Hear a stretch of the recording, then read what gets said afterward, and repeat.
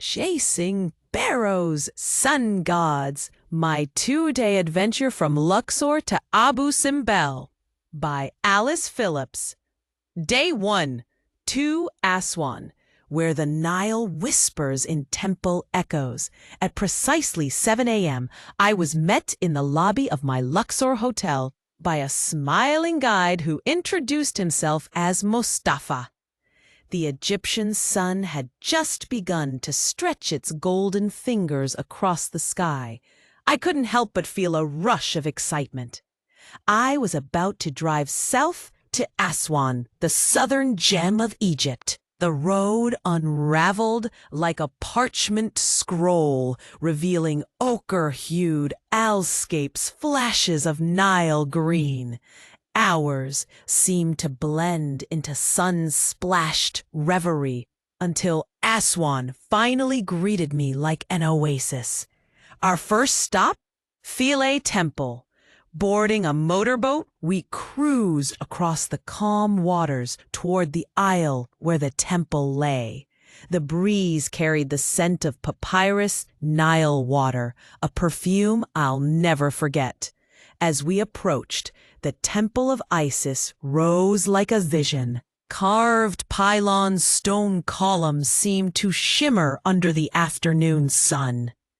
I stood still for a long moment, as clutching my camera, but heart too full to click. Walking through the temple, I could almost hear ancient prayers whispered through the stone. Goddess Isis, the Divine Mother, the Protector, was honored here. The sacredness lingered in the air like incense. Lunch was served at a cozy local restaurant where I devoured spiced chicken rice, my plate as colorful as the painted walls around me.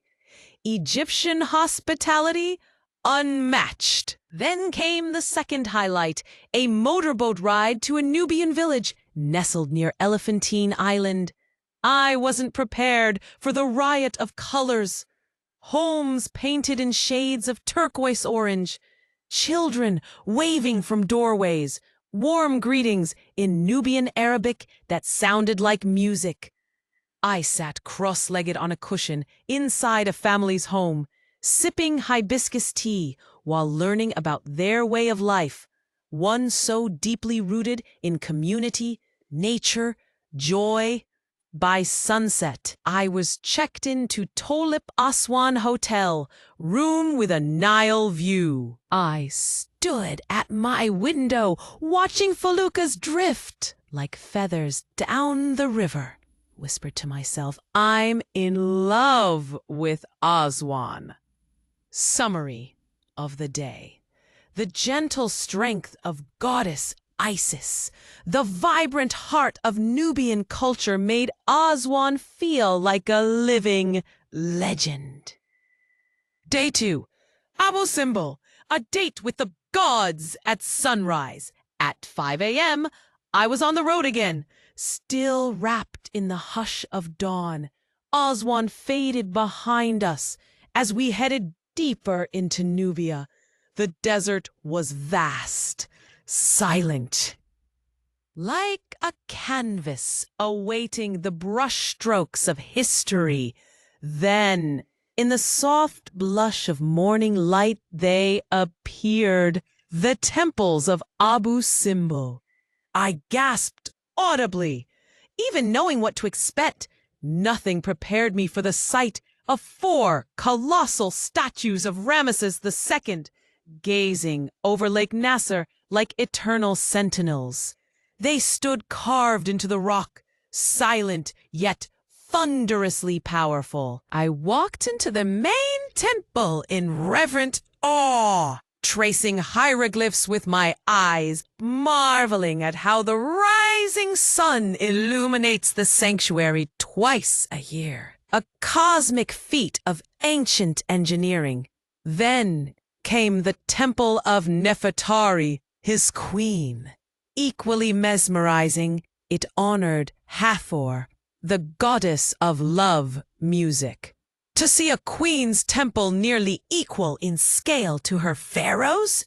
It spoke volumes about the reverence Ramesses had for her, left me misty-eyed. As we returned to Aswan for lunch, I sat quietly at a window-side table, trying to process the immensity of what I had just experienced. Later, the drive back to Luxor felt like drifting through a waking dream. The grrr of the temple still echoed in my bones. Summary of the day. Abu Simbel didn't just tell history, it sang it, carved it in stone, wrapped it in sunbeams. Final reflection. In just 2 days, I felt like I'd journeyed through centuries. From the goddess Isis in Aswan to the sun-drenched throne of Ramesses II, this trip stitched together a tapestry of myth, majesty, memory.